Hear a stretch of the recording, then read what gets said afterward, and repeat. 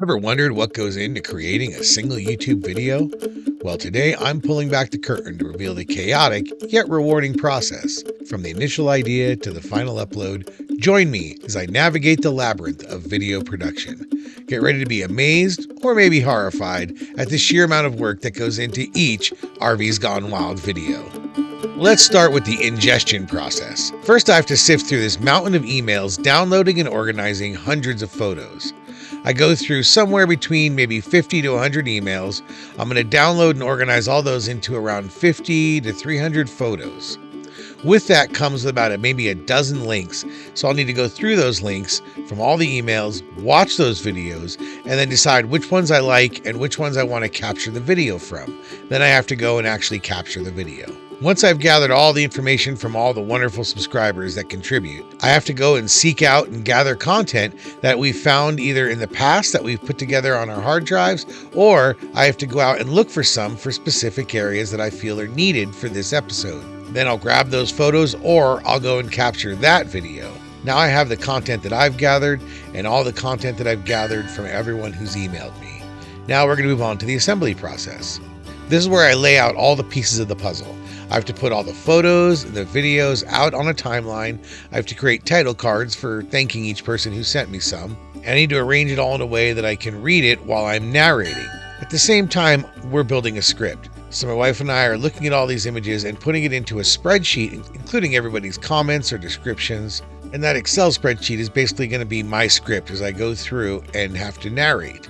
Before I narrate, I have to kind of go through and make sure that I've matched each visual element to the corresponding script, making sure that they're in the same order. And that way I have a seamless flow as I go through and narrate.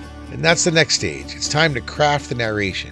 With the script in hand, I bring up the camera and I guide the viewers through each photo and video, sharing my insights and anecdotes. Now, with all that information and my narration brought in, we need to start the editing. And this is where the real magic happens. I meticulously edit all the video, adding narration, music, sound effects, and try to build a story or at least some sort of narrative that's entertaining to you all. I try to keep things light and engaging. I might insert some humorous clips or something that resonates with my audience. You know, a lot of my followers are my age or older, so a lot of my pop culture references tend to be a little more geared towards our generation. So I need to go find those clips, insert that, and once I have it all together and I feel like I have a final edit, I have to render it. I won't get into the technical sides, but rendering is the process where the computer has to look at all of these individual pieces and put together one single movie. It can take anywhere from 20 minutes to an hour and a half to render. I have to do something else while my computer renders. And once it's done, we have to go into quality control.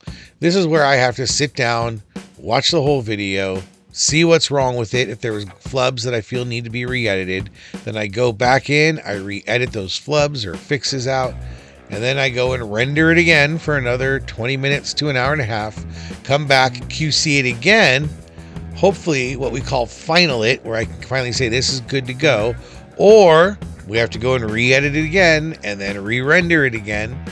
So this process can sometimes drag into a day or two of re-edits and re-renders. Finally, I upload the video to YouTube. I need to add the relevant tags and make sure that it's in the proper playlists. And to generate some excitement, a captivating thumbnail is crucial to grabbing a viewer's attention. I usually do mine in PowerPoint. I probably should use Photoshop, but the more options you have means the more time it's going to take. And I need to get this stuff out. So I typically create 4 to 5 different thumbnail options. And then I experiment with various designs by testing 3 of them using YouTube's tools. When you upload to YouTube, it'll actually allow you to choose 3 different thumbnails, and then it will tell you which one is doing best, and you can switch to just that one thumbnail. That's why you see multiple thumbnails for some videos on my channel as well as others. And the next step is to schedule a premiere, and the premiere wants a trailer. So I actually take the final video and turn it back around into a trailer, which is another edit and re-render, although it's shorter this time. And then I'll make sure that the premiere has that trailer so people want to see what the video is about in advance. Yes, this really does take a lot of time. In fact, I'll show you here an illustration of my weekly schedule. It's well over 25 hours per week. It sometimes feels like it's closer to 40, and it's on top of my regular 40-hour week job, so it's a considerable undertaking. course, I do make some revenue on all of these videos, but it's nothing like my real job.